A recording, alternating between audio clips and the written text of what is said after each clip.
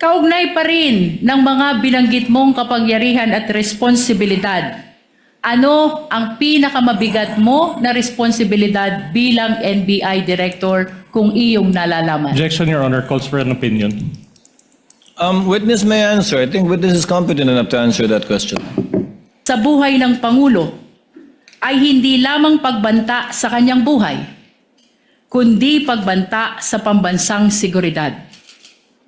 5. Ang mga natuklasan at naging resulta ng Special Task Force mula sa karagdagang investigasyon. 6. Kilalanin at patunayan ang mga dokumento kaugnay ng nasabing investigasyon ng NBI. 7. Ang iba pang mga bagay na may kaugnayan at mahalaga sa nagaganap na impeachment trial ng Vice Presidente. Comments, Your Honor. Then, Your Honor, as to the first purpose, we are willing to stipulate, Your Honor, that Attorney Matibag is the current NBI Director. In the interest of expediting the proceedings, no need to propound questions on that. Number 2, as to the task force, Your Honor, we would have to object thereto on the basis of them being irrelevant. Your Honor, would just like to manifest for the record that such task force, Your Honor, was not part of the articles of impeachment as well as the impeachment complaint. There was no mention thereof, and this is tantamount to a new information. So, Your Honor, we just like to manifest for the record that the articles of impeachment is akin to a information that is filed in court, and the trials already started, and the prosecution cannot modify such information or articles of impeachment. For such will be a violation of our client's right to due process, particularly her right to be promptly and fully apprised of the exact charge against her. So any information, any new information is irrelevant. Number 3, same objection, Your Honor, because the good counsel mentioned karagdagang investigation. So it pertains also to a new information which is irrelevant. Number 4, we would have to object because the good counsel used the word banta, which is a conclusion of fact. She mentioned it twice. So we are objecting on the basis of it being conclusions of fact. Number 5, as to the special task force, same objection, Your Honor, considering that, again, there was no mention of such information, new information in the articles of impeachment. Number 6 and 7 are okay, Your Honor. would the lead prosecutor care to respond? We would like to respond, Your Honor. The lady may proceed. Your Honor, maliwanag po sa naging banta ng Vice Presidente kaugnay ng November 23, 2024 na video. May kinausap siyang tao kaugnay ng kanyang banta sa buhay ng Presidente, ng First Lady at ng dating Speaker. Later, Your Honor, we will present that this special task force was specifically created for the purpose of furthering the investigation because of the possibility of seeing na hindi po mag-isa ang Vice Presidente sa bantang ito. In other words, Your Honor, the mention of Special Task Force, including its creation at ang karagdagang investigasyon nito, passes the test of relevance. As a matter of fact, this is the very reason why we are presenting Attorney Melvin Matibag, the NBI Director, before the Honorable Impeachment Court. Your Honor, the defense likewise mentioned that Special Task Force was not mentioned in the articles of impeachment. Nais ko pong ibalik ang naging desisyon ng kagalang-galang na impeachment court kahapon, kaugnay ng mga dokumento which pertains to acts and omissions prior to 2022 and acts or omissions which were not specifically mentioned in the articles of impeachment. Ang mahalaga po dito, Your Honor, ay itong mga alegasyon or testimony to be presented ay may kaugnayan o relevant sa article of impeachment. It is not necessary that they be specifically mentioned in the articles of impeachment. Finally, Your Honor, they likewise raised the issue of due process of the respondent. It is very much apparent, Your Honor, since day one of our impeachment trial, the respondent is very well represented by her very much able defense panel. In other words, Your Honor, atin pong ibinibigay ang nararapat na due process sa respondent vice president in as far as this impeachment trial is concerned, kasama na po ang pagtistigo ni NBI Director, kaugnay ng Special Task Force at ang mga naging investigasyon nito. Just a short rejoinder, Your Honor. Counsel for respondent may do so before the chair makes a ruling on the offer and the comments to the offer. You may proceed, Attorney Binlon. Your Honor, considering that the prosecution mentioned dates prior to the appointment of Director Matibag, then we would also add as basis for our objection his lack of personal knowledge. Noted. Chair will now make a ruling. Chair reminds the lead prosecutor to skip the introduction and preliminary questions with respect to the witness being the current NBI director, having been admitted by the counsel for respondent. Insofar as the phrase banta is concerned, Chair would like to remind the senator judges that that is indeed a conclusion which the prosecutors will seek to prove. For our purposes, tawagin na lamang natin o ituring na lamang natin ang mga pahayag ang binitiwan ng ikalawang Pangulo. But lead prosecutor, kindly let the witness testify and characterize it as such if he will, but it should come from the witness and not from any of the counsel for the parties. As to the task force was formed on April 16, 2026, after the impeachment complaints have been filed. Although the impeachment complaint was filed before the Senate in May, the impeachment complaints were already filed prior to the formation of the task force.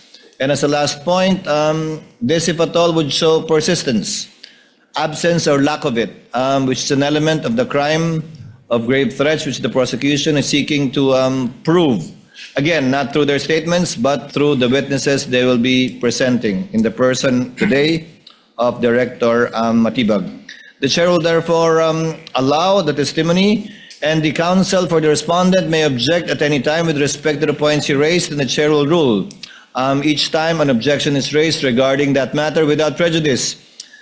I'm already seeing what Attorney Binloan will do because he's reaching for the mic. Without prejudice to the counsel, of course, making a continuing objection with respect to his observations to the offer, so that we would abbreviate the proceedings and he won't need to object each time, if at all, it is brought up. Would that be correct, Attorney? Yes, Your Honor, we register our continuing objection and everything subject to cross, Your Honor.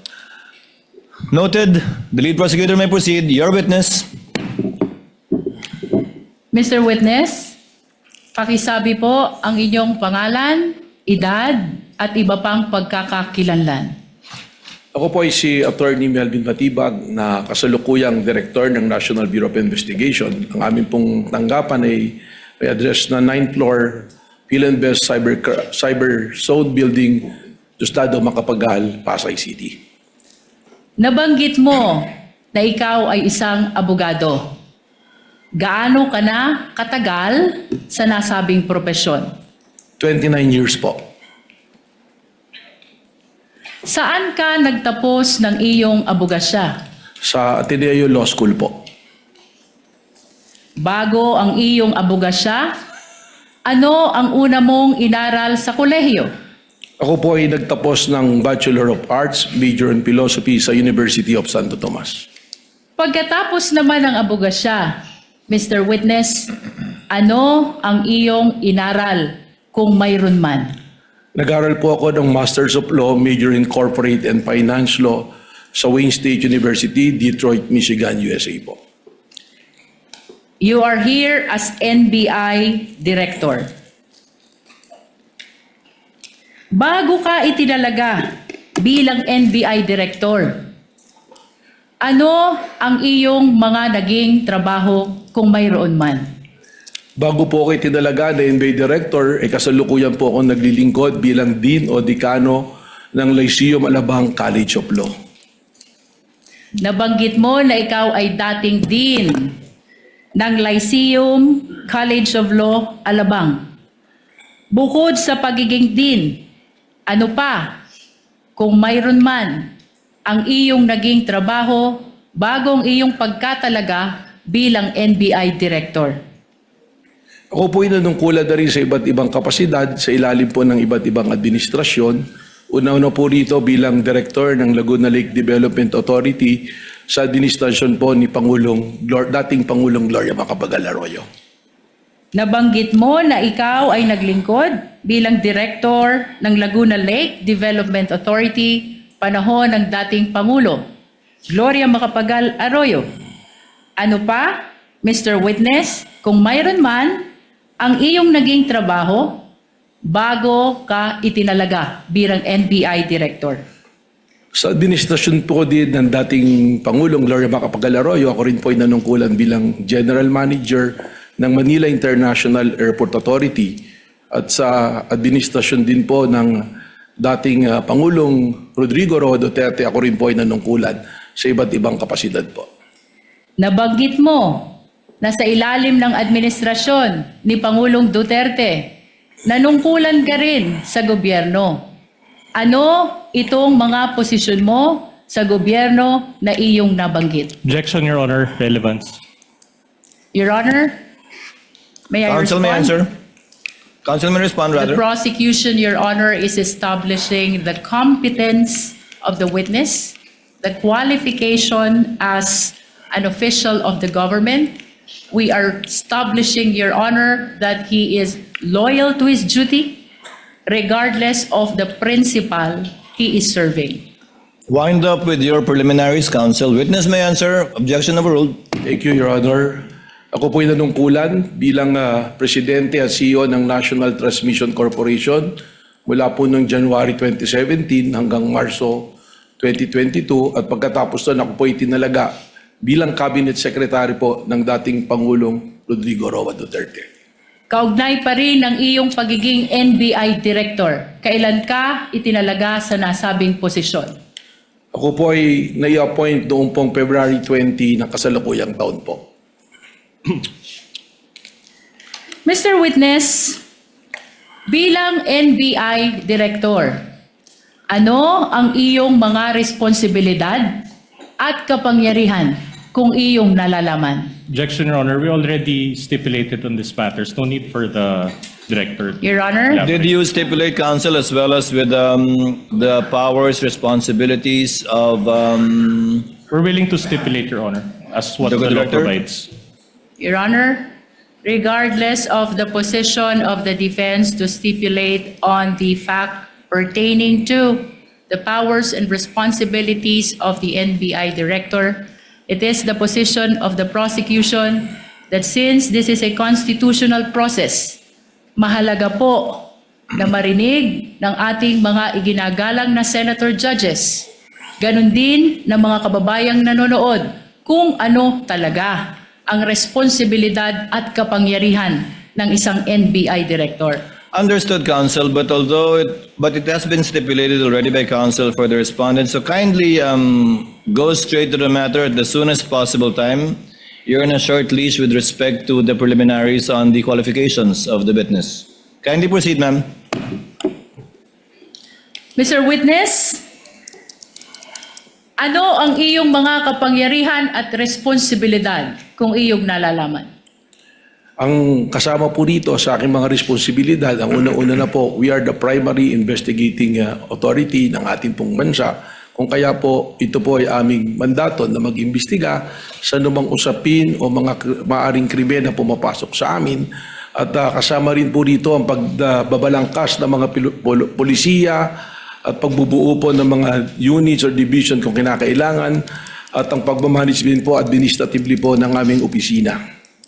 Sa mga kapangyarihan at responsibilidad na iyong binanggit, ano ang araw-araw mong ginagampanan kung mayroon man at kung iyong nalalaman? Ang araw-araw pong pagbabantay at pakikipag-ugnayan sa aming mga ahente dahil po sa araw-araw namin pag-iimbestiga ng iba't iba pong usapin na pumapasok po sa aming ahensya.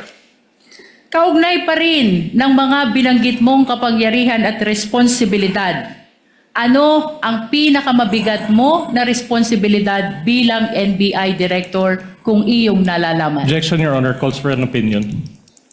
Witness may answer. I think witness is competent enough to answer that question.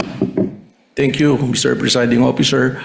Ang akin pong hindi lamang po bilang primary investigating agency, kundi ang amin pong primerong ginagawa ay ang pagbabantay para po sa ating mga taong bayan at bantayan din po ng ating konstitusyon ay maipatupad at siguraduhin na hindi po nagkakaroon ng kaguluhan at ligalig para ito po ay puksain, habulin at amin pong kung kinakailangan ay kasuhan ang mga taong lumalabag po sa amin pong mandatong binabantayan.